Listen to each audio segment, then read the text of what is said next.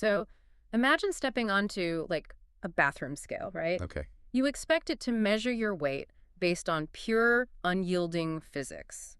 Mass, gravity. An objective reality that you can't really argue with. Exactly.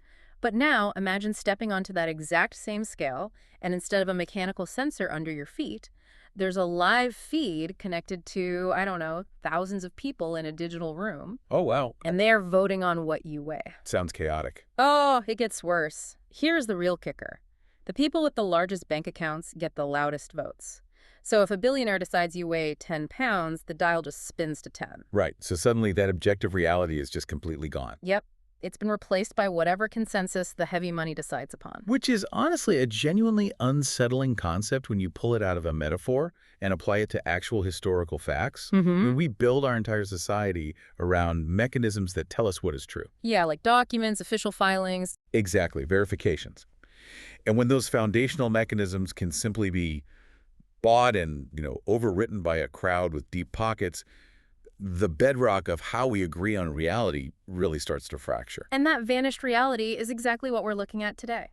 Welcome in, everyone. It's Thursday, June 4th, 2026, and we're taking you on a custom-tailored deep dive into a massive, real-time data dump from the prediction market ecosystem. Specifically focusing on platforms like Polymarket and Kalshi today. Right. And our mission for this deep dive is to unpack how the crowdsourced hive mind is betting on the future. But more importantly, we really want to look at what happens when millions of dollars crash headfirst into objective reality. Because these prediction markets have fundamentally mutated over the last few years. They really have. Yeah, they aren't those niche speculative corners of the internet anymore where, crypto enthusiasts just gamble on trivial pop culture events. Today, they operate as massive, globally recognized barometers. Right, tracking public sentiment. Public, political, and corporate sentiment, all in real time. But the data we're looking at today reveals a highly unusual stress test. We are watching a live collision between verifiable, undeniable facts and token-weighted capital. Okay, let's unpack this, because before we can trust these crowdsourced platforms to predict the future, we really need to take a hard look at how they handle the indisputable past. Yeah. That's a crucial point. And there's a massive standoff happening right now on Polymarket that perfectly illustrates that bathroom scale metaphor we just started with. The MicroStrategy contract. Yes. It is easily the most volatile, explosive market across the entire digital asset industry today, simply because of the philosophical implications of what's happening. And the drama here is just wild. And frankly, it's a little absurd. So the contract on Polymarket asked a very simple binary question. Will the corporate entity MicroStrategy sell any of its Bitcoin treasury by May 31st, 2026? Right. A simple yes or no. Exactly. Yeah. And if you track corporate crypto holdings, MicroStrategy is famous for, diamond handing its Bitcoin. They just don't sell. Right. But then the May 31st deadline comes and goes, and an official SEC 8K filing drops. Oh, man. Yeah. This filing explicitly confirms in black and white legal text that the firm disposed of 32 Bitcoin between May 26 and May 31st. Which is huge. It was their first actual sale since 2022. And, an SEC filing is the gold standard for corporate truth. Right. It's a legal document. Exactly. A legally binding document. There is no ambiguity, no rumor mill, no sources say the event happened. So you would think the market just triggers a yes resolution, everyone cashes out, and we go home. You would think. But instead, the contract's initial proposed resolution sparked absolute chaos.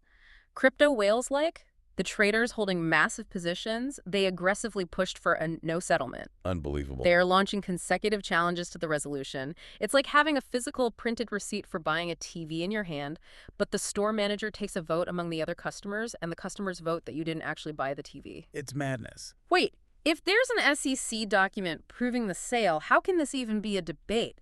Isn't this just a massive glaring failure of these decentralized platforms? Well, what's fascinating here is the mechanics of how decentralized platforms attempt to establish truth without a central boss. Yeah. Polymarket uses a decentralized system called UMA's optimistic oracle. Okay, an oracle. Right. Think of an oracle like a digital referee that pulls off-chain real-world data like an SEC filing and feeds it onto the blockchain. Okay, makes sense. And it's called optimistic because the system assumes the proposed truth is correct unless a player throws a challenge flag. Wait, so throwing that challenge flag costs money, right? A lot of money. Yeah. The whole system relies on game theory. Uh-huh. The assumption is that it will always be too expensive for a bad actor to successfully defend a lie against a distributed crowd of truth seekers.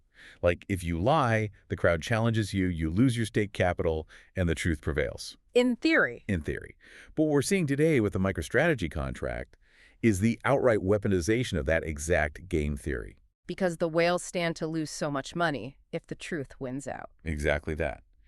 There is over $60 million in cumulative volume hanging in the balance on this specific contract. Wow. 60 million. The stakes are phenomenally high.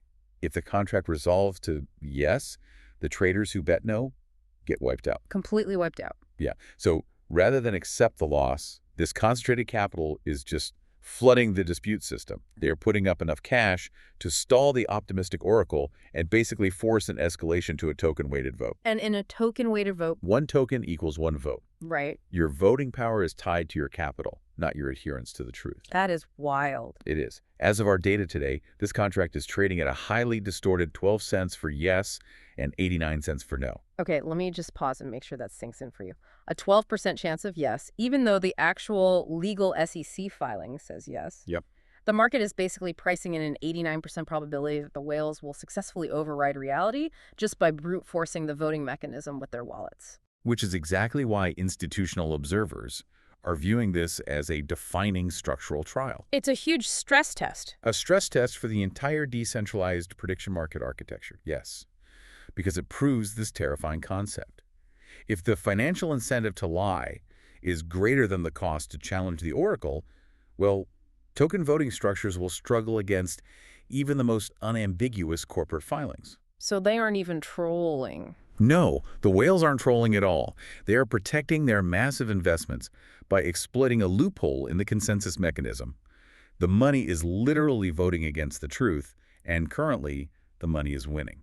That's incredible and honestly deeply concerning if we want to rely on these platforms for information. Extremely concerning. But, it perfectly pivots us into our next topic, because if prediction markets are currently struggling with the structural mechanics of establishing truth, we should probably look at the technology being built to process and generate truth. Generative AI. Exactly. Generative AI.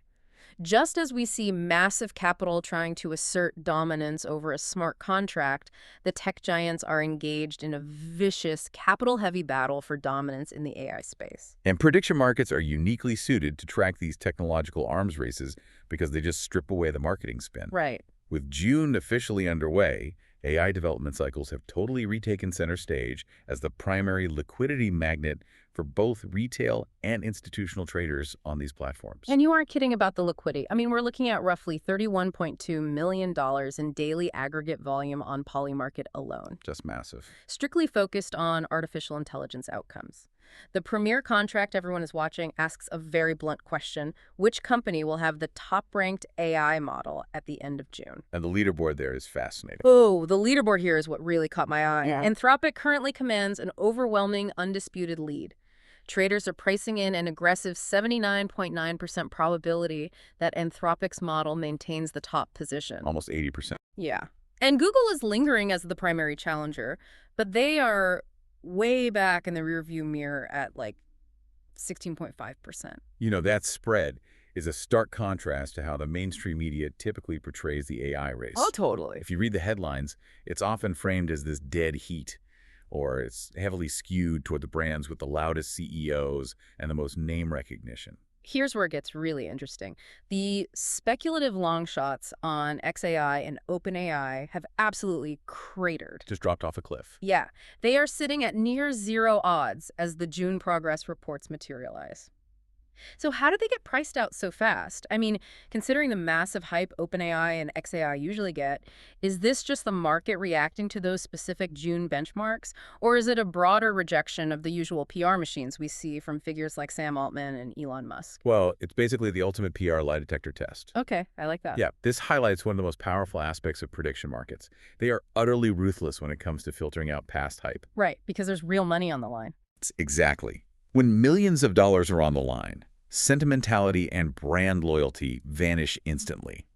What the market is reacting to right now are those immediate, tangible June progress reports. Traders are heavily backing Anthropic's Claude because of its perceived architectural dominance in this specific current iteration cycle. So they don't care about a viral press conference from 3 months ago showing off a cool voice assistant. I don't care about the press conference at all. And they don't care about a charismatic CEO's promises about what might happen, next year. Right. The liquidity reallocates at lightning speed based on hard performance data. That $31.2 million flowing through these AI markets daily, it acts as a high-frequency filter. It just cuts through the noise. It strips away the public relations spin and zeroes in on the proven frontrunner. The collective financial consensus has determined that Anthropic's current technical architecture is simply outperforming the legacy giants for the month of June, period. Wow. It's the ultimate antidote to marketing hype. If you really want to know who is winning the tech race, don't look at social media trending topics. Definitely not. Look at where the smart money is actually hedging its bets when the safety net is removed. And that ruthlessness applies to more than just tech benchmarks. Oh, yeah. Yeah, while the AI supremacy race and the MicroStrategy drama involve a heavy dose of, technological speculation, these prediction platforms are simultaneously acting as real-time thermometers for the absolute foundational pillars of our daily lives. Okay. I'm talking about the bedrock of reality here, the macroeconomy and global political stability. Getting out of the tech bubble and into the messy, human-driven real world. Exactly. So tomorrow morning, June 5, at 5:00 a.m. Eastern Daylight Time, there is a massive data drop coming. We're looking at Kalshi's macroeconomic books, and they are seeing incredible trading velocity right now. Just massive volume. The crowd is lining up their bets on the U.S. labor economy, and the divergence in the data is fascinating. Those 5:00 AM EDT drops are always massive liquidity events. Oh, I bet. That's the exact moment government data is officially released to the public. The market either validates its highly researched predictions or it violently scrambles to adjust to a surprise. Well, let's look at how they are predicting tomorrow's drop. We have a contract on U.S. non-farm payrolls asking if the economy will add above 100,000 jobs in May. Oh, Right now, that specific contract is trading as an incredibly tight toss-up. It's sitting at a 53% probability. basically coin flip. Yeah, a coin flip. The market has no idea. But simultaneously, living right next to it on the dashboard, there is a pool tracking whether overall unemployment climbed above 4.2%. And that one shows a massive high-conviction baseline of 72%. Wow. That divergence tells us a deeply nuanced story about how traders view the underlying health of the economy. I look at that high-conviction 72% like a storm warning system. That's a good analogy. You have the crowd basically shrugging their shoulders at the exact number of new jobs created, that 53% coin flip. But they are heavily anticipating, with 72% certainty, a broader, stickier shift in the summer labor market. Right. They don't care as much about the raindrops of new jobs. They are bracing for the flood of unemployment actually sticking. They are parsing the critical difference between job creation velocity and overall employment retention. Exactly. Betting on the exact number of non-farm payrolls is notoriously noisy. There are just too many variables. But unemployment ticking up above 4.2%, that signals a systemic cooling. And they're putting real money on it. Traders are doing this with their own capital on the line, which forces a level of rigorous mechanical analysis you rarely see in, like traditional political polling or cable news economic punditry. They're using Kalshi to actively hedge their real-world portfolios against a cooling labor market. Well, let's shift from domestic labor to the global stage, because the macroeconomy isn't the only heavy topic on the board. Oh, definitely not. There is a staggering number on Polymarket right now regarding geopolitics. There's a market asking if there will be a U.S. and Iran permanent peace deal by December 31st, 2026. The volume on this one is just insane. It's massive. The trading volume on this complex is $252.2 million. Wow. And it's currently sitting at a commanding 71.5% probability.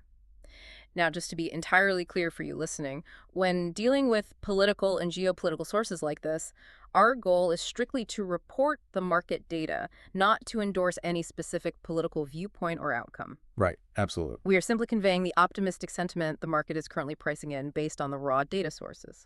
Yeah, and if we connect this to the bigger picture, $252 million in trading volume on a single geopolitical outcome is extraordinary. It really is. It demonstrates how crowdsourced indicators excel at synthesizing wildly disparate global data points into a single probability metric. But what exactly is driving that 71.5% optimism for a peace deal? I mean, is it just blind hope? Oh, far from it. The market is synthesizing hard variables. It's aggregating the spring de-escalations, the various diplomatic overtures and, back-channel discussions that have been quietly occurring. Okay, so a lot of subtle movements. Yeah. Yeah. And crucially, a notable mid-year cooling in energy sector panic. So the oil markets are acting as an indicator for the peace deal. Precisely. Yeah. Or rather, they are a deeply connected variable. When energy markets stabilize and oil prices cool, geopolitical leverage shifts. That makes total sense. Prediction markets digest all those complex, interwoven data points like oil prices, diplomatic flight logs, domestic political pressures, and they run them through the meat grinder of financial consensus. Right. The result we're seeing today is a historically optimistic year-end geopolitical forecast. It's wild to think about the sheer scope of what these platforms handle. I mean, you have a site where on one tab, $250 million is calculating the nuanced probabilities of Middle Eastern peace based on energy sector cooling. Right. And then on another tab, you have what we're going to talk about next.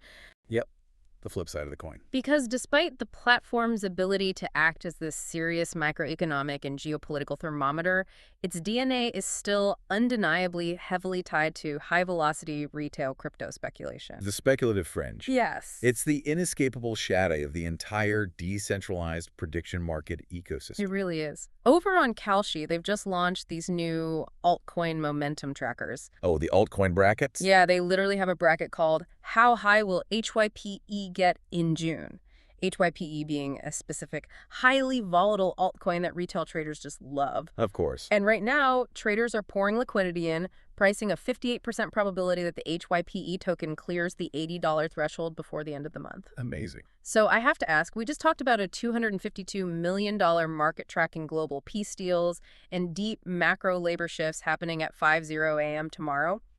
Why is the general public still pouring high-velocity liquidity into random speculative altcoins like HYPE on the exact same platform? It feels like a massive contradiction, doesn't it? Complete. But it actually reveals the structural beauty of these ecosystems. The prediction market supports completely different types of information seekers simultaneously. Like totally different ecosystems living in the exact same forest. That's a great way to look at it. You have institutional hedgers using the labor and interest rate markets to protect their massive portfolios against tomorrow's 5:00 a.m. data drop. Right. You have geopolitical analysts watching the Iran peace deal probabilities to gauge global stability. But you also have a massive cohort of retail day traders. The crypto crowd. Yeah. And right now, if we look at the broader digital asset space, the apex asset, Bitcoin, is going through a heavy consolidation phase. It's moving sideways. It's acting boring. And retail traders hate boring. They are looking for action. Exactly. They want volatility. They are hunting for the outsized returns that only highly speculative momentum trades can provide. Right. Kalshi expanding its specialized crypto price bracket trackers isn't the platform endorsing altcoins. It's just the platform recognizing and capturing the demand of a specific demographic. Supplying the playground. Exactly. The architecture doesn't judge the quality or the seriousness of the market. It simply provides the neutral plumbing for capital to express its opinion. Whether that opinion is a deeply researched thesis on global peace or a gut feeling that a token named HYPE is going to hit $80 by next Tuesday. So what does this all mean? We've covered an immense amount of ground today on this deep dive. But if there is one core insight to take away, it's why paying attention to this real-time data matters for you. Yeah, absolutely. These prediction markets are a raw, unfiltered reflection of human expectation. They cut through the noise of cable news and social media. I mean, we're watching millions of dollars track tomorrow morning's labor numbers, geopolitical peace treaties, and the brutal PR-killing reality of the AI dominance race, all operating seamlessly on the exact same dashboard. It really is a breathtaking synthesis of what the world collectively thinks is going to happen next. Breathtaking is the right word. It is breathtaking. And as a tool for synthesis, it's unparalleled. But this raises an important question, a vital caveat about the underlying integrity of that synthesis. Right, the dark side. We have to remember the dual nature of these platforms. They are incredible tools for aggregating information. But as we saw clearly with the MicroStrategy 8K filing dispute at the top of our discussion, they're also highly vulnerable. The structural stress test. They are deeply vulnerable to the influence of concentrated wealth. When $60 million is at stake, the very system designed to uncover the truth can be hijacked to invent a new one.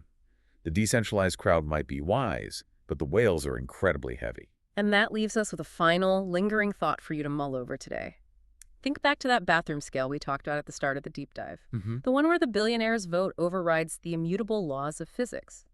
If a $60 million market can look at an official, undeniable corporate SEC document proving a Bitcoin sale and vote no, simply because token-weighted whale money demands it. Scary thought. What happens when these prediction markets inevitably become our primary trusted source for breaking news? Are we entering a new era where objective facts, the actual verifiable reality will happen, are entirely subordinate to whoever has enough capital to simply buy the consensus? Something to think about. Until next time, keep diving deep.